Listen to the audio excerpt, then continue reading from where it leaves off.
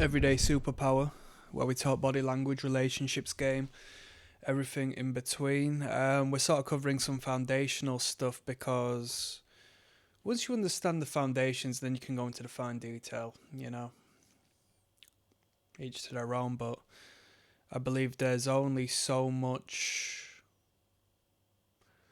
You can narrow the principles of attraction down very, very easily once you understand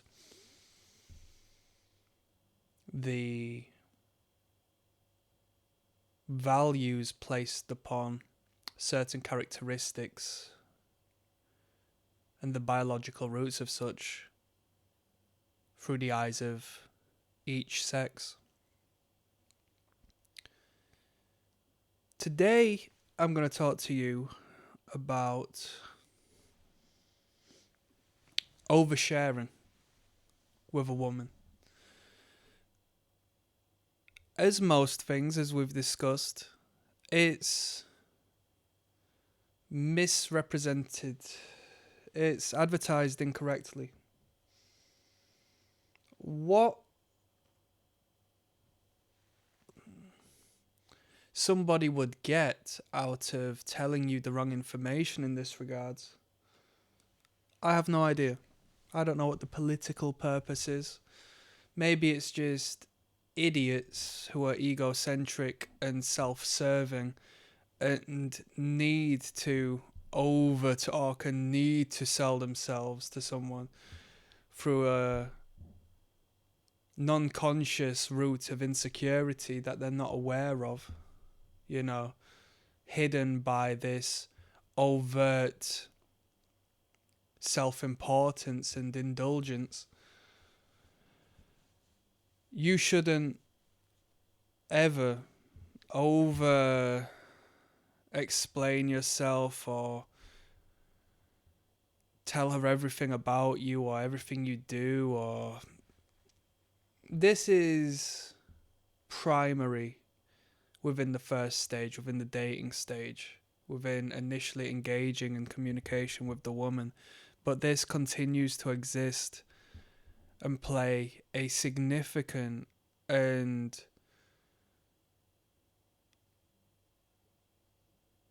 easily destructive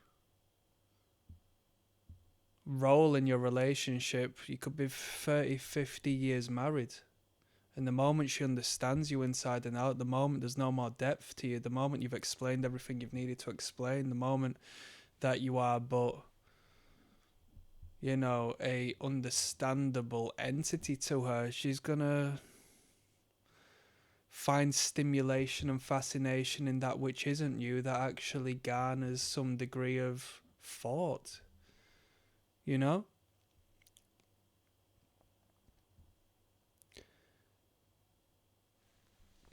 Most young men think,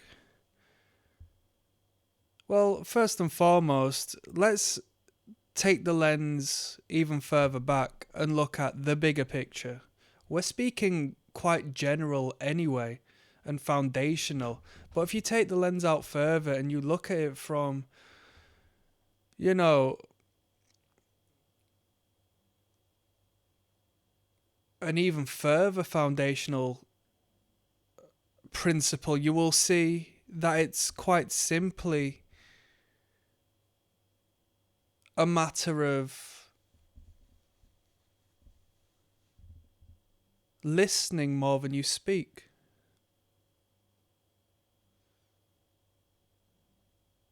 It's a matter of the principle of mystery.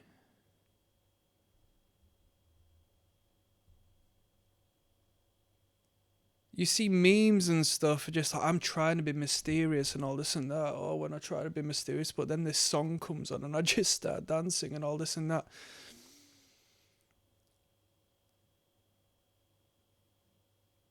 If you want to be a mysterious individual, you can have character. If you want to be a mysterious individual, you can be truthful. If you want to be a mysterious character, you can talk, you can open up. But you must have a genuine value and a genuine intellect and education, and not through the education system, through your own path. You know, what good is it going forth on a date and talking about stuff you both learned in science class? But when you talk about stuff that the average person doesn't know and you put it forward in a less than autistic way, in an understandable, applicable, and engaging way, she's going to see you as someone with more depth than the average person, at least within that particular topic of discussion. And then when you cross collaborate that into a different realm, so your understanding of science and vibration, and then you relate that to music, something she's a fan of, and you talk about, you know, tuning guitars and whatnot, and why we tune to a particular frequency and how that affects the mind and whatnot, she'll think, wow, who is this person? That train of thought and showcase of what you're interested in and what you know is so different, so precise, and so dialed in, yet to the same degree showcases an intellect and an understanding and building blocks that lay beneath the surface of what you've just said. How did he learn that? Where did he get that information from? What else does he know? Does he do this? When he's speaking of frequencies and tones, is he speaking to me in a particular way? Oh my God, can he just hypnotize me? Who is this person? When you garner deep pockets of information in topics you can engage with, yeah, practically, understanding that she might not care, understanding that she's not gonna like understand the word salad you put before her because you know all of the dictionary terms and you know the Latin roots and the etymology of these words and sentences and so forth. When you speak to her like a human being who doesn't know this information, she'll look up to you because you've taken on the archetype of a teacher. Yeah? And women love the teacher. The teacher is the leader. The teacher is authoritarian. The teacher places her in a regressive position where she is now the child looking at the adult. She will take lead from you. I'm putting you on some good game here. I know I digress from the original topic, but pay attention and click like and subscribe, you know, if you've not done so already. Compare and contrast that to the man who sits there and says, oh, what have you done today? Do you know what I've done? I've gone to work. I do this for work. And then I went home and watched Love Island. And then I came out and saw you.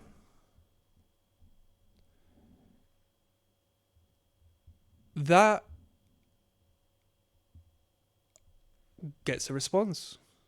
Oh yeah, what is it you do for work again? You work, you do, you know, you work for Lloyd's Banking Group, don't you? Yeah, I do. I work in mortgages. Yeah, it's okay. It pays well. I just answer a few phone calls and whatnot. I'm happy to take next couple of days off though. Oh yeah. What you doing in your time off? I don't know. I haven't decided yet. I think I might meet up with the boys and have a few pints. Watch the football. Although there's nothing wrong what that man has said, he is essentially created this umbrella of information that allows her to categorize and oversee what could potentially be and will be 60%, 70%, 80% of his entire day by day, week by week, month by month.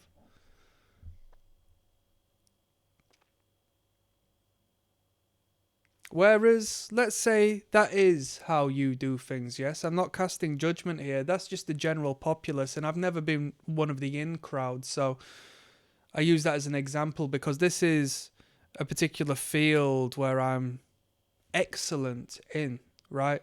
Because I am such an oddball that I've learned how to really utilize the beauty of my difference and accentuate it into being this colorful, vibrant, mysterious character to a degree where some women have approached me on a spiritual level, yeah? Ethereal have been a word I've had from time to time. Long-term girlfriends still haven't worked me out. And I don't say that to be silly, it comes through the mouth of them. I see myself through the mirror image of the people around me. And you can say, well, what good would it be having someone who doesn't understand you? What do you mean? Isn't that a bit this, that, and the third? And the truth of the matter is,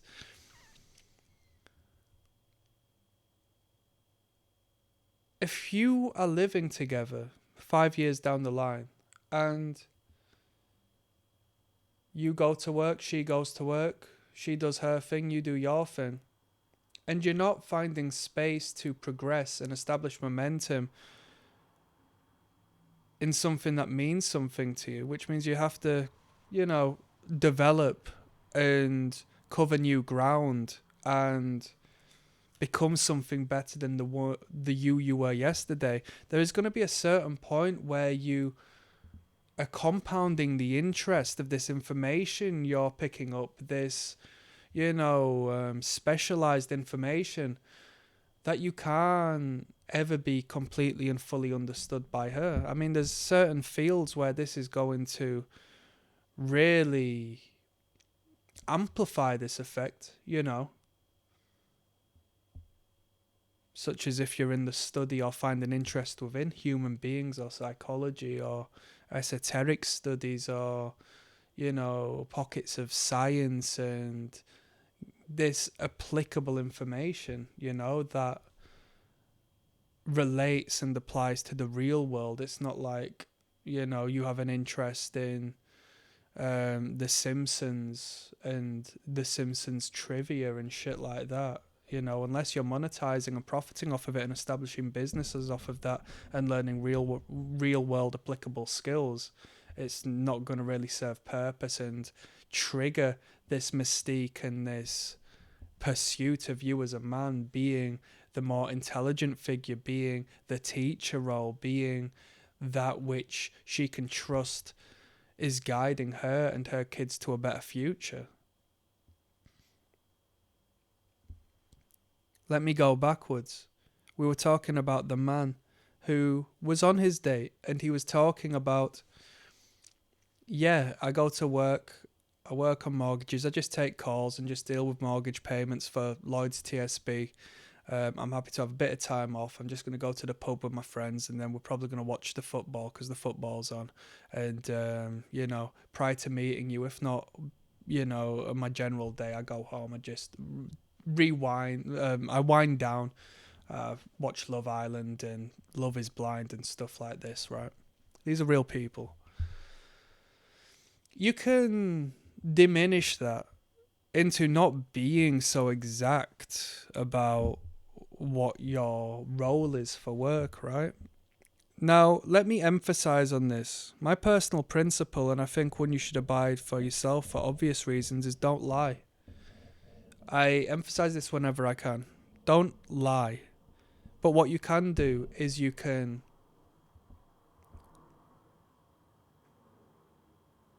as the whole point of this video is, not overshare. Not provide too much information. Leave a degree of ambiguity. Generalize things a bit. This is what creates great big markets of people elevating and pedestalizing celebrities. People want to know more about them, even though they're in the public eye and they are an entity and a more bold than your general person. People still don't know who they are, what they want, how they do things, and there's an entire industry built upon the fact that people want to know more about these people. It's the gossip industry. The people behind the curtain politically, people are interested, who is it? Blah, blah, blah, blah, blah. What do they know? So, yeah, I work in banking. Banking is synonymous with money. It's lucrative, right? You just don't need to know you sit on a phone at the lowest tier, getting shit off of people in a job you hate, just grinding down for your boss and your supervisor. You just don't need to know that sort of stuff. That's only going to diminish your value in her eyes. You say, yeah, I work in banking. That's not too bad. You know, in particular, I sort of specialise within housing and whatnot. You know, dealing with the financial side of things. That's it. But my passion's outside of here, but it keeps the lights on, you know, I don't mind it too much. How about you? And then she will talk for about 18 hours. And then you learn off of her, you show interest in her. She thinks, oh my God, I'm being acknowledged. Everybody just seems to want to talk about themselves. The last date I had, he just talked about himself and he told me everything about his life, and it was so gross and icky. It left nothing to the imagination. I didn't leave that date wondering about him, thinking what more is there, because he told me everything and anything there and then. But now I'm just going to talk about myself. She works on a different principle because she's the woman. So it's not important to you as the man, the depth and wealth and fathom of character she possesses. That generally speaking, we don't really care too much. It's the flip side. It's in your power to observe and understand who she is, where her background is, and whether she's a potential suitor for you. But we don't deal with things this way. Your general man is so self-absorbed and egocentric, he uses a date to wank himself off as opposed to indulge and enjoy the presence of the woman, which is bizarre when you think about it that way. She wants to talk about herself. She's a social being, yeah? Her mum and dad got together because her mum thought her dad had value, generally. So she perceives indirectly her dad as being a valuable man. And her dad probably doesn't speak as much as she does. You know, these older generation men tend to be a little more traditionally masculine, a little more traditionally old school. But you're coming across as one of her girly friends, just bibbling and babbling and giggling and gaggling and not showcasing any time to her, not putting her on the hotspot. When it comes to a job interview, you go to a job interview because you want a job.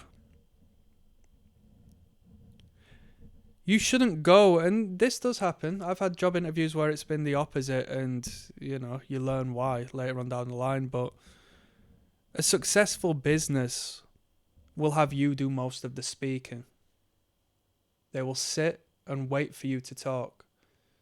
So you actually overshare and talk too much in that job interview. They will say, why do you want the job? And you'll say, well, I want the job because of this reason, that reason and that. And then you'll stop, and then they'll continue looking at you. And then you will continue talking in order to try and impress this person because you want what they've got. And then you'll end up saying too much and ruin your chances. This is what happens when you overshare in that conversation. When you overshare in text, well, not only that, just to bounce back to that, she's the one who should be doing that on your date because she should be in position where she chases you, she wants you. And when it's the vice versa, that pedestalizes her, puts her in masculine position, puts her in dominant position. It fucks the game up. Yeah, biologically it's not sound. It's not natural. It's not the natural order of things. When it comes to the text game, oh my God. If you're sending novels to this lady, paragraphs, oh my days. It's not in your favour, man. It's not in your favour. She's going to think, where have you got all this time? Shouldn't you be doing stuff?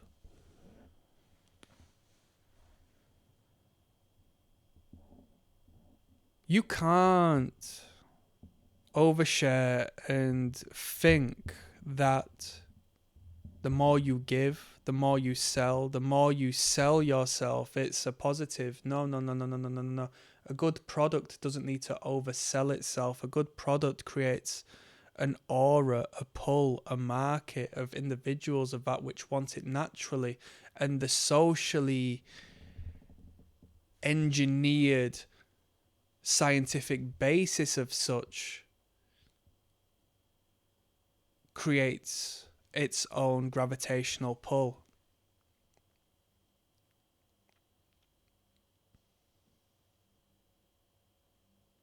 On that note, I'm signing out, people. Click like and subscribe. Peace.